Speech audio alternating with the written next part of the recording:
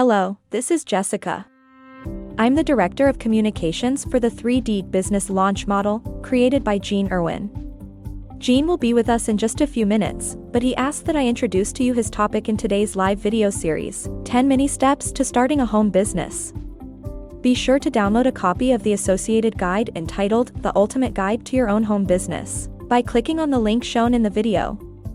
If you would like to contact us at the 3D Business Launch Model, either call us at 800-750-8767 or email us at gene@3-dblm.com. In this mini steps series, Gene will also post them live on the web later in the month. These steps include the following topics. 1. Passion for your business. 2. Which business is for you? 3. Does the market need your business? 4. How large is your market? 5. What are your barriers to market entry? 6. Who are your competitors? 7. Solve clients' needs. 8. Your competitive advantage. 9. Which skills are you lacking? 10. Licensing issues. This 10 mini steps series also contains 3 bonus topics. A. Your business owner's critical questions. B. Your business's SWOT analysis.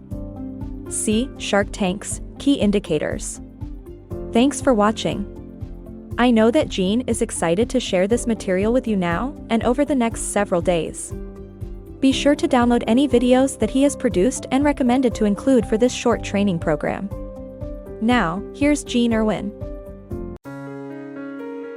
Hello, this is Gene Irwin, the founder of the 3D Business Launch Model, here today to talk to you about 10 mini steps in a series I call 10 Mini Steps to Starting a Home-Based Business. It's designed to be very brief, just to introduce you to some of the concepts that my customers, my clients take a look at as we help to build their business and hopefully help you build yours.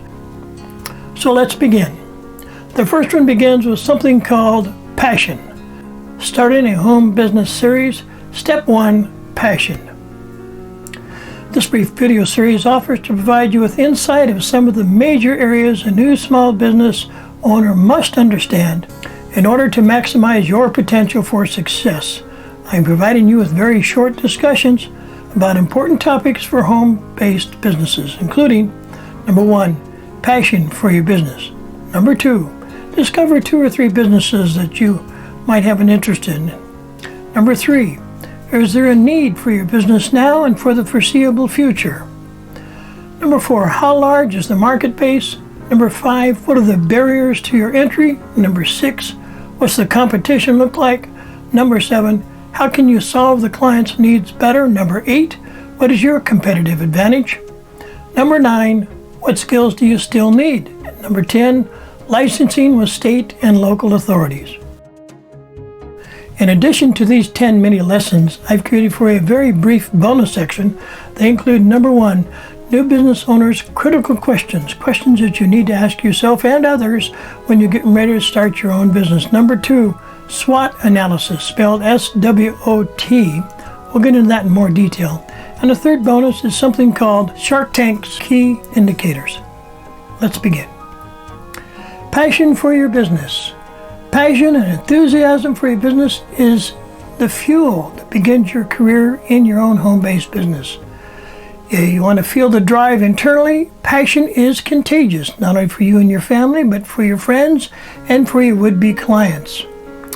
So, passion and enthusiasm are real. People can feel them. You can feel them. It gives you energy to complete your tasks at work, in time to come home and set up and develop your own home-based business. It's the fuel for your initial business development. You internalize why you want this business, who benefits from your successful business, why now is the right time for you and your business to begin, what changes are necessary in your life, when to take action. Can you do it by yourself, or would you like some help? The second mini step I want to bring to you is something called discover what 2 or 3 business ideas interest you the most. Discover 2 or 3 businesses that you want to take a look at in more depth. I'm going to send to you this video. The video is entitled exactly What Business Do You Want? It deals with self-employed businesses, home-based businesses, and it reviews the podcast above in that podcast, you'll see that self-employed businesses are listed by a job title, income, education, license, and experience. So you take the 2 or 3 business ideas that you have that you want to work with and take a look at these 100 different businesses and see if you can put together a matrix so that you have a job title for one of the 3, an income, education, license, and experience. It's designed to help you sort out what's best for you in your career and your family and your home-based business. Once you've done that, make a brief chart like this. So you take the title, the business title, the maximum income, the license and experience needed. So if you do that properly, you'll see that the income per hour is there, you'll see that the educational requirements are there, license requirements and experience. By the time you complete this matrix, you should have a fairly good idea which 1 or 2 businesses are at the top of your interest level. But I purposely left off 2 major business opportunities that may be of interest to you. Number 1 is HVAC, which stands for heating, ventilating, and air conditioning. Number 2 is being a plumber. Remember what I've taught you in several businesses and several podcasts before, and that is when you decide what business you're going to create, make sure that the name contains what you do. For instance, if your name is Bob, Bob's Heating and Ventilating Air Conditioning, Bob's Plumbing Company.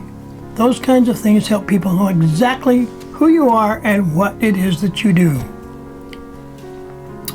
So let's take a look at some more details about HVAC and plumbing. Either of these 2 businesses can generate a great living, but there are serious time constraints and certifications required. Most states regulate both of these businesses, and they are also connected to the construction industry. You will need to be licensed, bonded, and most likely in an apprenticeship position long before you can move out on your own. And there are serious equipment and associated costs with either business as well. Now that you have chosen several business areas of interest to you, this next step is very important for you to do now, long before you consider investing time and effort to begin your business. We will need to cover this topic in the next mini lesson, and that is there a vital need for your chosen business?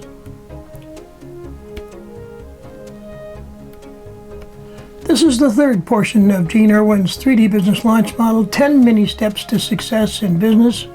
Step number 3. Is there a real need for your product, service, or idea? How do you find out if there's a real need for your business, product, idea, or service?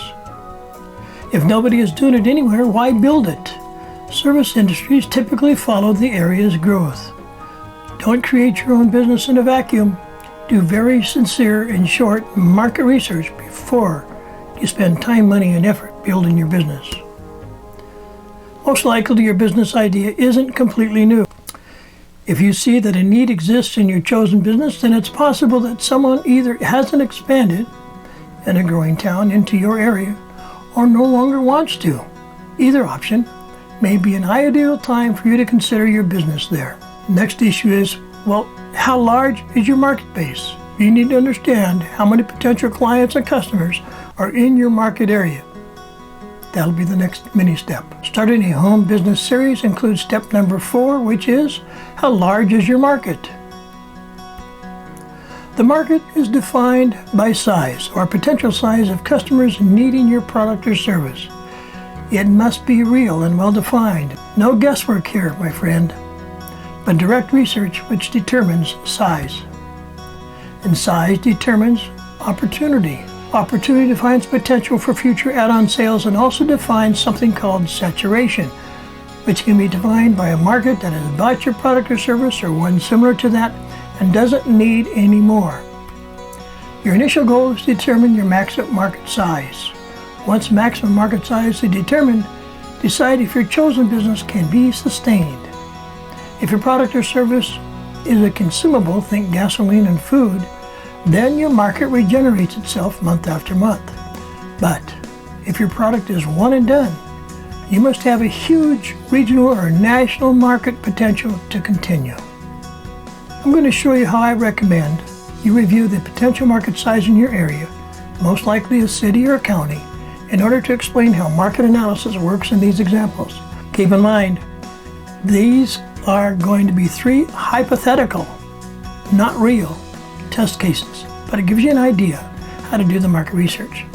The three arbitrary companies and business I chose was a steakhouse restaurant, an auto body repair shop, and a car wash. Right? Each of them have different particular assets, different particular opportunities, and the ability to generate income. Once that is figured out, then the next thing, number 3, is analysis will include the following steps. Number 1, determine business competitors within a 10-mile radius. Number 2, determine maximum population within a 25-mile radius. Number 3, determine and estimate maximum income for a business at 75% capacity. Number 4, average steakhouse dinner retail at $50, burden cost at $15. Average body retail is anywhere from $450 to $8,000. Averages are in the neighborhood of $450 to $2,500. And finally, number 5, average car wash retail is about $5 burdened, and the cost is approximately $1.50. So those are the parameters, those are the variables that I use in order to help you understand how to do market research. Now, I'm not going to go into detail in these slides. I'm going to give these to you, and you can download them, and you can look at them in your own time frame. But the point is to understand that you can have answers very quickly in terms of how many people are in a certain area, how many competitors are in a certain area, what is their likely volume of business, is there room for your business to compete and take care of customers in that area. I don't particularly care for retail, but these are service, in most cases, service types of businesses. Except for the dinner, it's a retail restaurant in 2 areas that I don't particularly care for, but a lot of businesses are very successful. Go back and look at some of my videos that talk about the challenges of owning a restaurant, especially if there's drinks involved because of the liability and so forth. You'll be very probably surprised at what goes on in a restaurant. If you recall, I've investigated over 3,000 companies to analyze them for investors for purchase or acquisition. To do that, I've had to look at serious financials for the last 3 to 5 years in each company, and I had to look at the challenges, the legal problems they might have, the exposure they have to business issues and customers and so forth. So take a look at those videos. You'll be miles ahead in understanding which business you want to have. So if you take a look at this concept about Reno, Nevada, I decided to look at a potential steakhouse, and I use a source called Reference USA.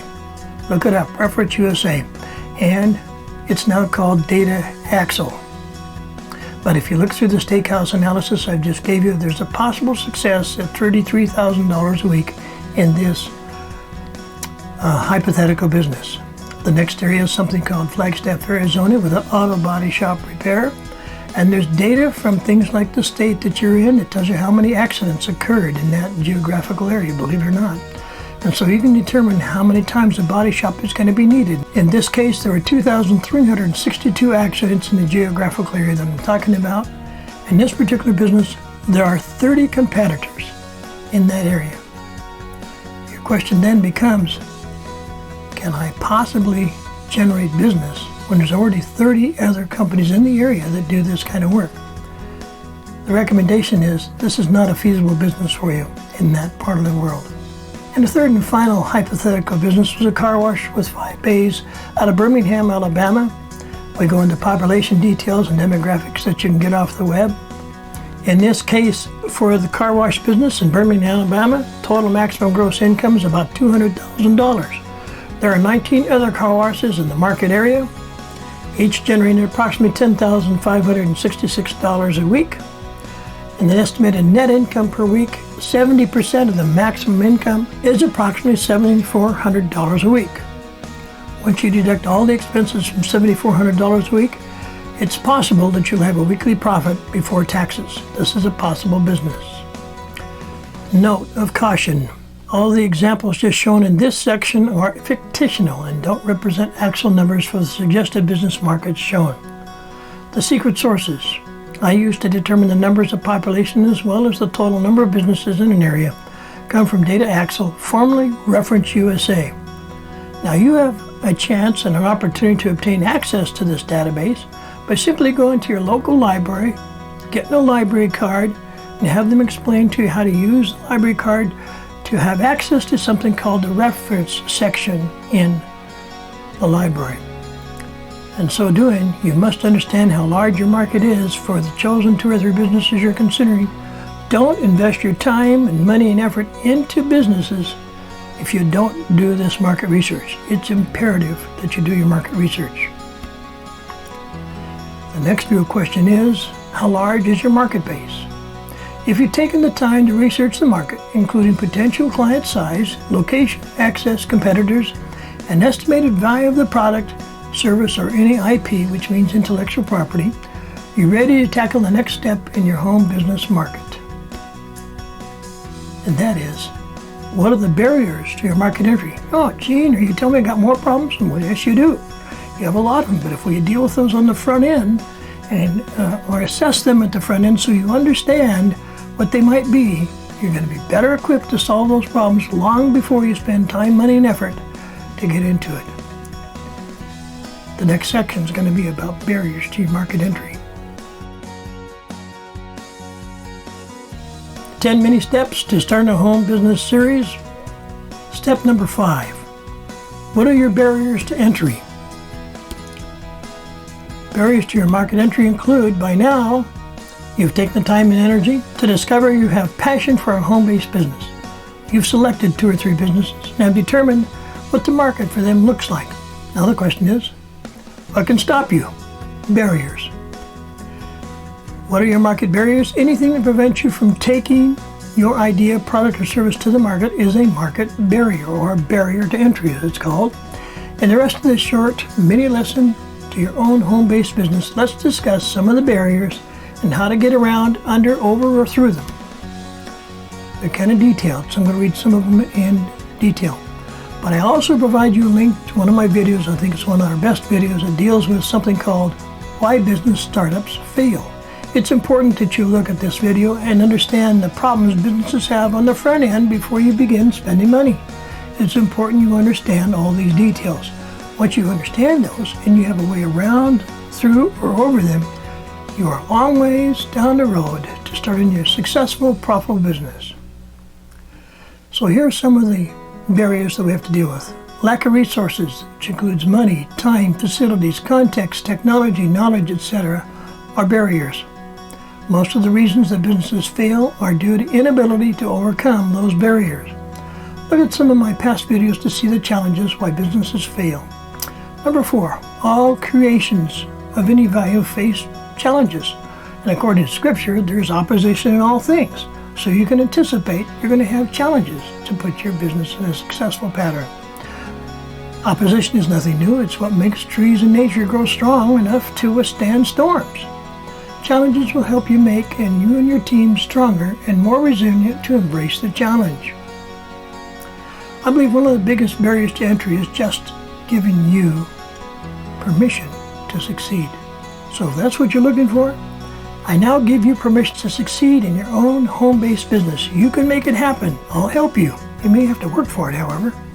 Not realizing that we're in an abundance opportunity, but look at challenges as a scarcity market mindset is a barrier. Some of the very real issues and challenges that can slow or stop your progress in establishing your business include failure to begin, afraid to get started. Once you did decide on a couple of markets, figure out which one looks the most promising. Determine what can stop your chosen market to prevent you from moving forward. And there's several different kinds of opportunities, several different kinds of challenges to take a look at there. Yes, I have said there are a total of 26 of them, so I'm not going to read each one, but let's take a look at them. It appears that the local and statewide client base is large enough to sustain your business. Time to think bigger.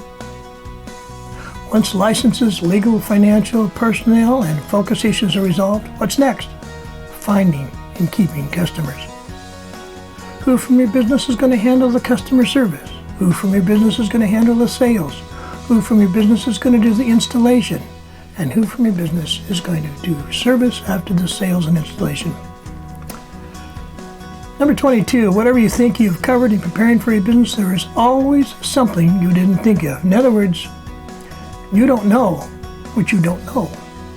And those things tend to bite you at the wrong time. But once you get through those and on to the next problem, your business will be in a better footing and a place to succeed.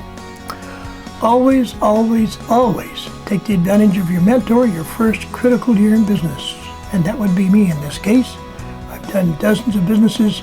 I've looked at thousands of businesses and quickly spot areas that look like they're going to be a problem long before you can even see them coming. That's the benefit of having a mentor on your side. So the next step and the next problem is, who are your competitors?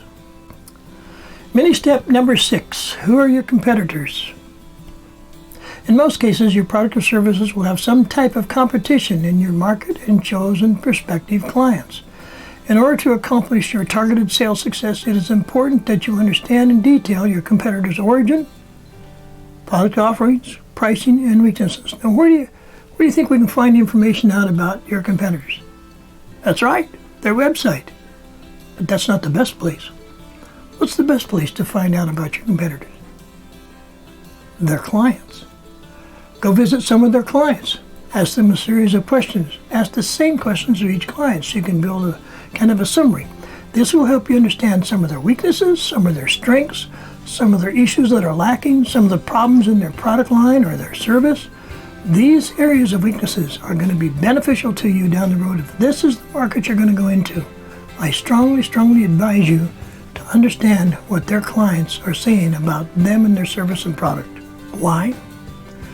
Because the business owner will be doing the same thing about your company, product, service, pricing, and people. One of the fastest ways for me to advise you how to find clients and competitors is by using the instructions in my video shown below. Please take a look at it. It's available to you online right now. Finding your competitors is actually a very simple process, provided they're local to your town, county, and region. How do you do that? As I said, you ask your clients. In one of my videos, I explained that after meeting work with Exxon executives out of the Boston area, after we had a nice dinner, we went out to a yacht boat ride in the Boston Harbor. And I sat with the vice president of Exxon, and we talked about some of their problems with their current technology and the issues that they were facing. Basically, they had some equipment they spent a lot of money on to help produce something called computer-aided design and computer-aided drawing. Well, they were having problems getting it to work properly and to print out the necessary documents so the construction can begin. They're already behind, and they're just pulling their hair out trying to get these problems solved. Well, what do you think I did? I said, well, tell you what if I provide you with some staff, some equipment, and software, and we understand their software. We can port that information into our computers until you get them fixed, and we'll be able to take care of your documents and get them published in record time so that you can get back on track with your construction projects. The vice president of Exxon was flabbergasted. He said, you could do that? I said, sure. How soon do you want them? He said, well, yesterday would be great. I said, they're on their way. Let's go dock this boat. I'll put it in motion for you. And we did just that. So sometimes you can secure new business by solving issues that other suppliers are unable to do for whatever reason. Always remember your prospects and clients are people who have deadlines, and they want solutions to their businesses and issues and not more runaround excuses or delays. That one decision after dinner and a simple boat ride in the harbor was worth millions of dollars to my company. So take advantage of other people's problems. You're trying to solve your client's issues, and if it's somebody else's client and the issues are not solved, they could become your client. It's very important you understand that strategy. Take a close look at the website of the prospective client, at some of the things they are doing in terms of their customers, and see where your product, service, and ideas can enhance and improve their sites. Again, you're trying to improve your relationship with any client, including theirs. If you support the service of their clients, anything you can do to improve their deliverables will greatly increase your position with them and may lead to instant sales. But Gene, I'm just trying to sell this widget and it only costs $495. In my opinion, it doesn't matter. People buy solutions, improvements in their work, whatever that is, and finishing the project sooner, and getting products and services to their clients with your product as an enhancement of some type. Use your product or service to improve their position with their clients. You'll be a hero to your client and more sales in your business. If you take a close look at your competitor's website and if pattern continues, they're going to tell you everything about their product and their service and some of their customers and clients. or every service that they're trying to sell. They will show you benefits without disclosing the behind-the-scenes problems in trying to deliver those benefits. Let me explain. In my world of large industrial sales and solutions, there are often something called trade shows, where all the competitors in a particular market gather together 2 or 3 times a year to show off their wares, their products and services to potential clients who fly in from all over the country or all over the world to understand what your next best product is going to be. You've probably heard it, called the Consumer Electronics Show in Las Vegas. Thousands of people attend that just to see what the latest iPhone, the latest computer, all the latest technology is going to be. Some of it's available at the show, some of it won't be available for a couple of months.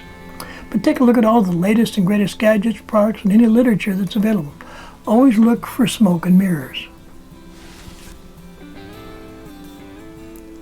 Always look for smoke and mirrors. What is that, smoke and mirrors? Well, it's a euphemism, meaning that the product or concept that you are watching is not fully ready to be delivered to the client. I've seen computers, boxes that just had a screen on the front, wasn't even turned on. No electronics inside, just a mock-up of what it looked like. Many companies are hurrying to show their next generation product even though they're not ready to ship yet. Good examples are TVs, computers, and phones. This type of marketing is called positioning, but it has a detrimental unintended consequence. Can you guess what it is? This means that if you show someone the next big thing in your product evolution, you just might delay current quarterly sales as more people begin to wait until the newest model gets delivered. But there's also a problem with that. Some new models have bugs in them, meaning they have issues that haven't been fully resolved. If you ever bought a new car or new to you car, drive it for a month and you're going to find things that you didn't see during the test drive. That's what I mean. When you test drive a new product, a new computer, or a new massive machine, it's going to have some issues. Those are called bugs. And the quickest thing you do is eradicate those by getting something called a beta release or some improvements in the software or hardware. Be very careful when attending and displaying your solutions to the general public, even if it's just a local trade show. You don't want potential clients waiting another 6 months to order your product that could have been today. The final slide about competitors uses a professional sports metaphor. In the NBA, there are 30 teams. In the NFL, there are 32 teams. All of these teams know all the players and coaches and tactics from other teams that they'll most likely will use to gain an advantage over your team. They even have a team of people that dissect videos of their past games. In business, it's a lot like professional sports challenge. In this case, however, you don't have a video of the last 5 games, their last 10 customers, or the tactics they use to sell to your customer base. Although the defensive posture on your part is similar, you have to do more digging to find the details of the company, product, and people behind your competition.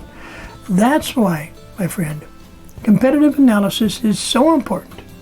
The more complicated your product and service becomes, it takes time to secure accurate information and details about your competition. Start by asking their customers. In terms of beating the competition, there is only one secret, and only one, that ensures that you'll be the most relied upon supplier of equipment, products, and services to all of your potential customers. Here's the secret sauce. Solve the client's needs better. Hello, this is Gene Irwin, the founder of the 3D Business Launch Model. Continuing now the last several steps in the 10 mini steps to starting a home business. Step number 7, how to solve clients' needs better. In terms of beating the competition by solving the client's needs better, here are the tried and tested options that have created over $100 million in sales for me during my technical and engineering years. A, work from the top down. Meet with the executive who has the final approval for the product or service you represent. Get his or her instructions as to who he or she wants you to coordinate with. Give the designated manager kudos for being selected the project administrator, and specifically ask him or her what challenges he or she faces that you or your product or service can solve and take off his urgent to-do list. Assure them you have authority or will obtain the authority to solve those challenges. Let me give you an example. There was a major battle to secure the next generation computer system technology, and many national companies in the computer world, in fact all of them, were vying for the right to create the design and contracts to move several generations past the current top-performing systems. The selection committee chose Austin, Texas as the primary location of the consortium of computer titans to define, develop, and create that technology. Once they committed to a facility, I convinced my management to let me establish the Regional Service Center in the basement of that facility in Austin, Texas. I was out of Houston. The result? The successful selection of our technology and a check that I picked up for $4.3 million. What's the point? The point is, work from the top down, find out who you're supposed to work with, it's responsible for the project, and then make adjustments with your company, your product, and your service so that you can make their job much easier. Having access to 24-hour service a day for a multi-million-dollar computer project made it very simple to select the people who had the regional service center in the basement of their building. Number 2, be very specific in your communications. Meeting with a project administrator may have its moments. Often, they try to establish dominance in that relationship. Number 2, don't ever lie. I mean it. Don't ever lie, not even in jest. Don't ever stretch the truth. You must be positive of your authority and your limits. If you don't know the answer to an issue, set that aside for now and hear about the other items or concerns that they have. Number 4, keep an open line of communication between you and the client and with your management in the loop. Number 5, keep your prospect informed, updated in all aspects of issues he or she is concerned with that you will follow up and follow through on. Number 6, exceed their expectations. That could be in delivery time, performance of product, service, or added features. Never get into a discussion about price, especially if your product costs more than $100,000. They're just doing that to help set parameters for future negotiations. Use a ballpark number about price unless your product service is under $10,000. Then you can give them a high side number. Remember, anything you say in meetings or with them in emails at lunch, they will remember and hold you accountable. And finally, number 10, be sure you know what you can and can't do and what you can't say. Number 3, understand how to present concepts to clients. I'm going to provide you with 2 videos that make my point about presentations. The first presentation is designed to help new business owners and salespeople how to learn to present anything to anyone at any time the proper way. Number 3, the second presentation concept will be released directly to you who contact us at gene@3d-blm.com asking for it in person. The second presentation is rather complex and you will need to master the initial 8-minute presentation first. So please take a look at the one that you see down below with the link. And if that's something you want to dive into further, send me an email and we'll be glad to send that other video link out to you. Here's the location of the initial presentation concept. Please download it and review it for your product and your service presentations. So, what is your competitive advantage? Mini step number 8. What is your competitive advantage? What are your competitive advantages? There are a lot of them. I'm going to read about half, and you can read the rest at your own time. As a small business owner, you make decisions quickly. Because of quick business decisions, your speed to market is faster than much larger corporations.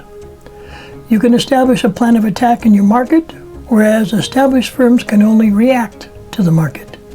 Number 4, adaptation to the market changes are more rapid than established competitors. Number 5, small businesses in general are more flexible in terms of service, availability, and co-opting a product solution with your clients.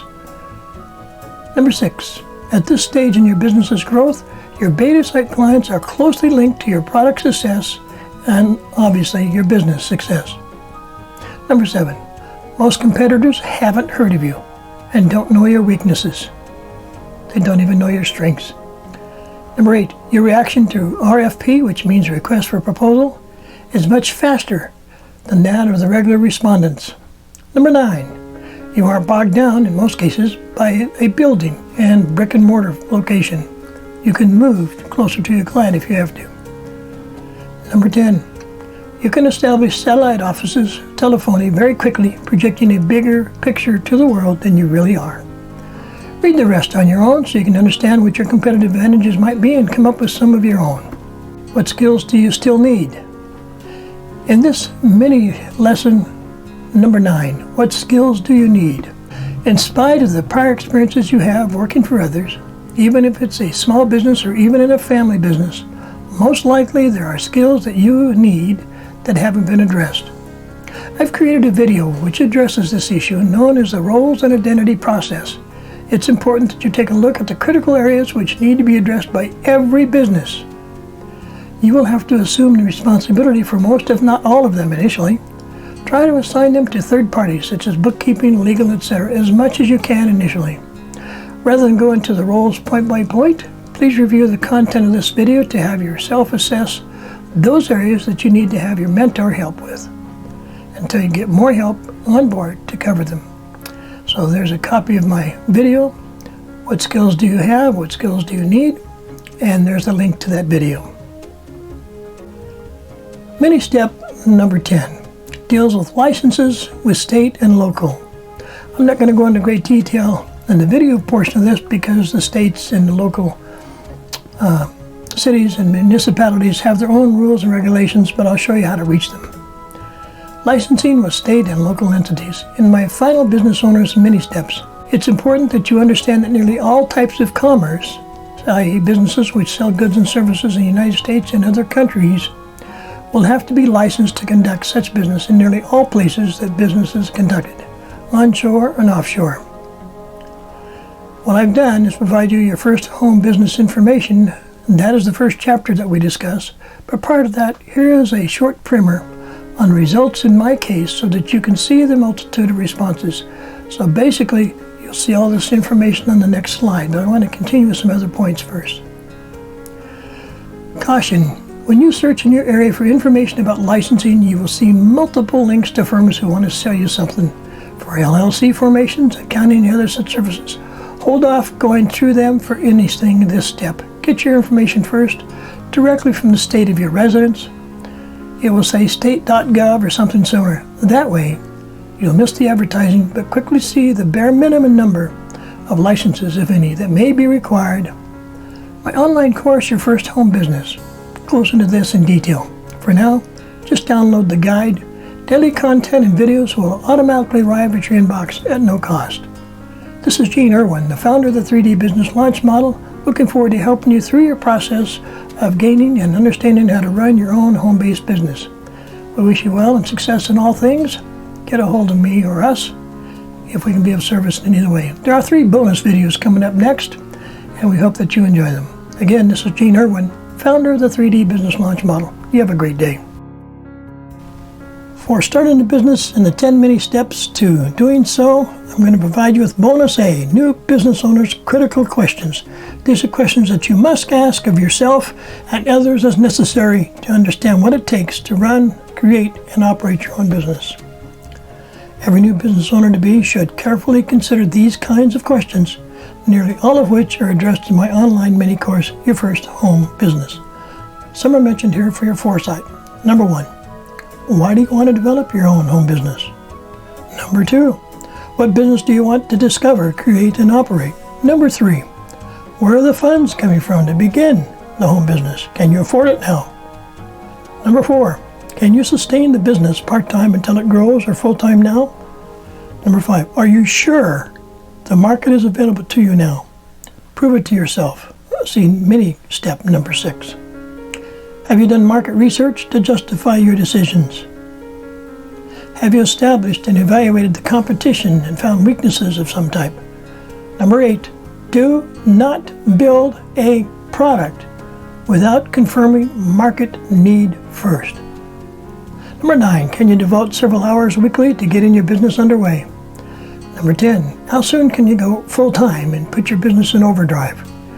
And number 11, will you let me and the 3D Business Launch Model team help as your mentor and help you as you grow? This is Gene Irwin, the 3D Business Launch Model founder, wishing you success in everything that you attempt. This is Gene Irwin, the founder of the 3D Business Launch Model, giving to you the second of 3 special bonuses to the 10 mini steps to starting your own home-based business. Bonus number 2. What is the SWOT analysis? SWOT stands for strengths, weaknesses, opportunities, and threats to your business. The SWOT analysis is a byproduct of creating your initial business plan. My online course covers most of these issues, but for simplicity, we'll address the general descriptions here. This is something that is ongoing for you. Do this exercise each of the 4 conditional areas.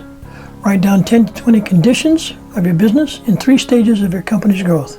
Inception, short term meaning 0 to 90 days, and mid-term 90 to 180 days. Make sure you do this homework every 90 days. Number 1, strengths. Done correctly, the inception phase will have immediate focus. The short term of 0 to 90 days will cover all of the unknowns in first 90 days. Then you focus on fast growth for the next 90 days and reevaluate. Weaknesses. All businesses have holes in them or weaknesses. Plug them up, as many of these as possible. Opportunities. You won't truly understand all of your opportunities until you actively begin marketing your product or service. Threats. As a pilot, anything else in the sky is always a threat. I was positive that every other aircraft I could see, and there were a lot, were at my altitude and in my course. It took time to see the threats for what they were, a long way off. But you must learn situational awareness of threats, long term and a long way off, and short term, because they're going to have immediate impact on your business. The final bonus section for the 10 mini steps to starting a home business deals with something called Shark Tank's key indicators. If you've ever watched Shark Tank, you'll understand and remember some of these words that they use all the time. Watch a couple episodes of Shark Tank, you'll understand exactly what I mean. Bankers and Shark Tank investors are concerned primarily with one thing: key indicators of the business. Briefly, key indicators are critical summary numbers that all business owners must learn to manage on a daily basis. I will cover a few of them in definition and leave the details to another training session. When I analyzed more than 3,000 small businesses, I was primarily concerned with the following business issues. Number 1, net cash flow. The net cash flow of the business operated on by looking at the gross sales and subtracting all the short-term costs, which include fixed costs and variable costs. It also included receivables on a rotating calendar basis. Number 2, cost per lead, or CPL, often referred to as a customer direct acquisition cost. That is, advertising to find a prospective client. Let me give you an example. If your goal is to do a mail-out order business, so that you're sending out postcards at 60 cents a stamp, whatever that's going to cost, or maybe 30 cents if you do it through a meter, you send out 1,000 at 60 cents, that's roughly $600. That's the cost of sending out those postcards. The return that you get at 2%, roughly speaking, of 1,000 sent out, roughly 20 people might respond to you. If you divide $600 for the cost of postage, that's probably more than that because you have to do the printing and so forth, but cost of postage, that means each of those return leads, your cost per lead, is $600 divided by 20, or $30 a lead. Fair market value, the estimated value of the company by using 4 major accounting ratios. You can find that in one of my videos. Annual sales progress. Annual gross sales year over year, reduction of cost of goods sold, or CGS. And finally, net income per year, profit and loss statements, earnings statements, and book value. All of those are the kinds of things that what we call key indicators of your business. Once you master those on a daily basis and then concern yourself with them on a weekly basis, you have a handle on where your cash flow is, where your money's coming in, where it's going out, so that you can start clamping down on the costs that you don't need. Let me give an example. Let's say on $1,000 that you wanted to earn a 10% profit on $1,000 or $100, okay? You would have to sell another $1,000 in order to gain that $100 bump in your profitability. But if you find some areas where you can subtract $200 or $300 or $400 in cost of goods sold in your effort, you just got 2 to 3 times what that profit would have been if you find a way to reduce costs by $200 or $300. See the point? That's why so many businesses, even if they're very, very successful, release from their employment hundreds, if not thousands of employees because it affects the bottom line immediately because they just reduced a bunch of costs that they won't have from that point forward. So it's important you understand that in terms of reducing costs of goods or the cost to run your operations, look around and see what you can find. You can sharpen your pencil up, tighten your belt up a little bit, and you'll be able to take the time to find more profitability that goes into your bottom line. Why is that? Because if you don't have a profit, you don't have a business. You have a hobby. This is Gene Irwin, the founder of the 3D Business Launch Model, wishing you well in all that you do. Be glad to help you in any way that I can. Please get a hold of us. You have the contact information here in these videos. Again, we wish you well in all that you do. You may have to work for it, however. This is Gene Irwin. You have a great day. Hello, this is Jessica again, the Communications Director for 3D Business Launch Model. Thank you for listening and watching this section in our 10 mini steps to your home business and the online live discussion. Please contact us at 3DBLM by calling 800-750-8767 or by emailing us at gene@3-dblm.com. We look forward to hearing from you and want you to learn to succeed in your own home business. Receive a copy of our ultimate guide to your home business by linking to https://gene-irwin.myakajabi.com/ultimate guide. Please look for all 10 of the 10 steps to your home business on the 3DBLM YouTube channel. Goodbye for now.